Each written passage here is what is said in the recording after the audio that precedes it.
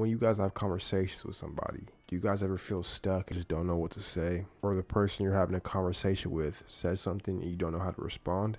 Well, I'm just like that, bro. I found the perfect video that's gonna break down small talk and how to master this shit. 70% of friendships start with small talk, so imagine how much you miss when you sit there in silence. But as an introvert, I get it. So for the last 7 days, it became my life mission to research the best scientific way to master small talk. First things first, how do you know when it's okay to engage in a small talk with someone? Well, there are 3 factors here. Distance. You have to be close to the person you want to talk to. That's because you don't want to be forced to scream for them to hear you. Eye contact. You have to lock eyes with someone before approaching.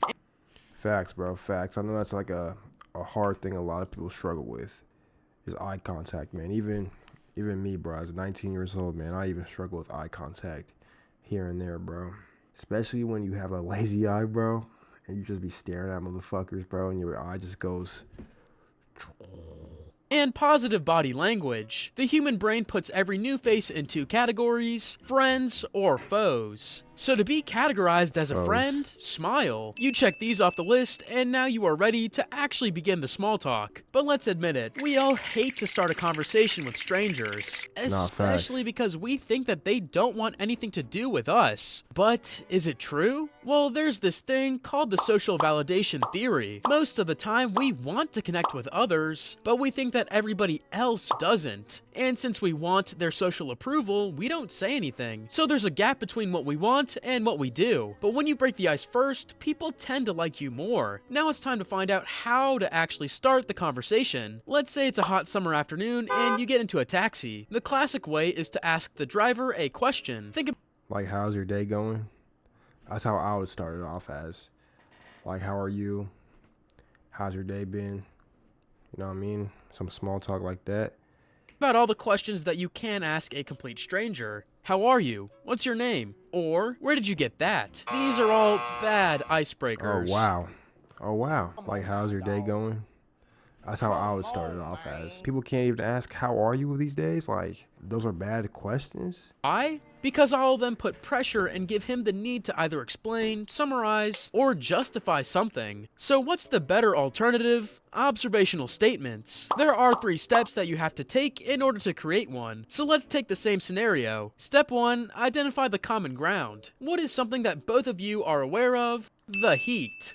Like, oh boy, it's a hot day out today, ain't it? You know what I'm saying? Some shit like that, bro. Some small talk. Oh boy, it feels like it's damn near 200 degrees out here. Golly. Step 2, bring up the common ground. Say something like, pretty hot out there, isn't it? It's a casual and natural remark. You didn't try too hard by asking him a random, how are you? Or, what's your name? So the worst thing he can say is nothing. But in most cases, he will say something like, yeah, it is, followed by a smile. This is the cue you need to move on to Step 3, discuss the common ground. Here you add something to the conversation related to the subject. Something like, it's crazy how much temperatures have gotten up lately. Once you are already... I like that. I like that. If I was a taxi driver and you're in the backseat and you would have started off with that conversation, you know what I'm saying? I already like you off the jump. Like, I fuck with you, bro. Like, I love how you're conversating with me type shit. You know what I'm saying?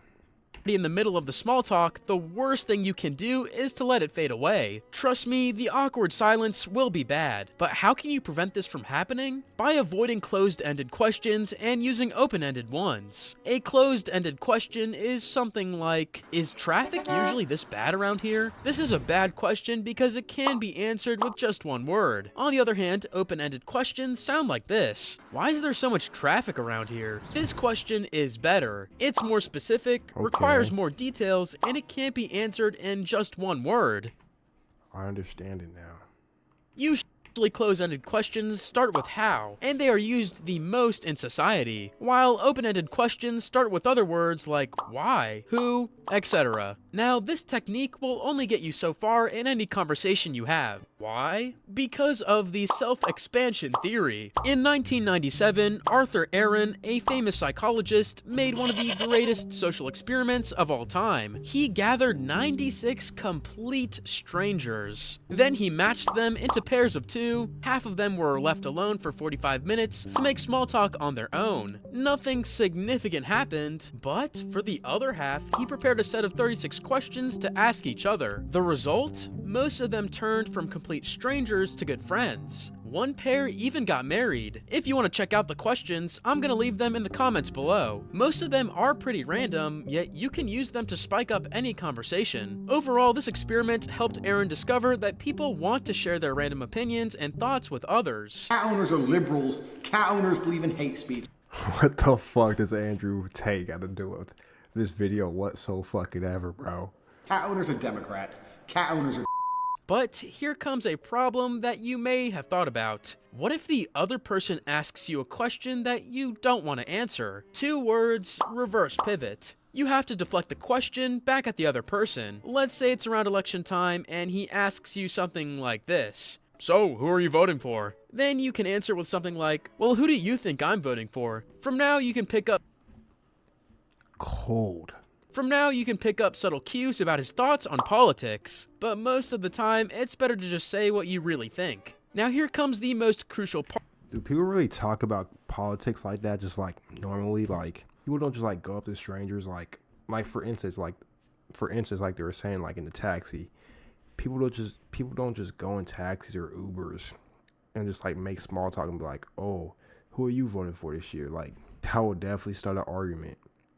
In some instances, in some situations, 100%. Part of the small talk. At the beginning of the video, I mentioned that 70% of friendships start with small talk. But what else do they have in common? At some point, they all turn the small talk into something deeper. How can you do that? By following Benjamin Franklin's example. You see, Ben Franklin wasn't always a master when it came to turning small talk into deep conversations. But everything changed when he founded the Junto Club in 1727. There he learned that every conversation is made of 2 parts, the surface and the underlying material. Most of the time, the surface is all we share. That's because we're hesitant to open up about our personal lives. So he started to use some questions that help expose what others really wanted to talk about. These are called follow-up questions. So if your taxi driver says something like, I used to play basketball a lot and dreamed of going pro, usually you will answer with something like, that's cool to hear, man. But he doesn't want you to do that. He probably wants to talk about the frustration of his failed dreams. This is the underlying material, so ask him a follow-up question, like, what came in the way? So he will start opening up more about his past. But after you reach this deeper point of your conversation, you shouldn't go back to small talk. You have to keep the other person open. But how? By using the flattery insight. This technique is made out of 2 points. The compliment. Something simple that you genuinely think about the other person, like, you seem very hardworking. And the cold read. This is the part where you make an assumption about them. I guess you worked in more than one domain during the years. Here's the thing. Johnny Sins, are you serious? Doesn't matter if you are right or wrong about your assumption, because either way, you basically invited him to keep the flow of the conversation going. Until you arrive at your destination. Here, the best thing you can do is to shake his hand. Why? Well, handshakes were proven to increase serotonin levels. This hormone helps humans build a connection with each other. Yet, the biggest obstacle you can face every time you talk to a stranger is that they could see you as a creep. How can you avoid this? Well, I have an entire video just for that. The science behind being a creep. It's crazy, bro. I literally just made a reaction video off of this one. I hope y'all learned something out of this video. I kind of did. I kind of know how to start my conversations now. I know not to start them with, hey, how are you? I guess that's not valid these days now. Yeah, like and subscribe.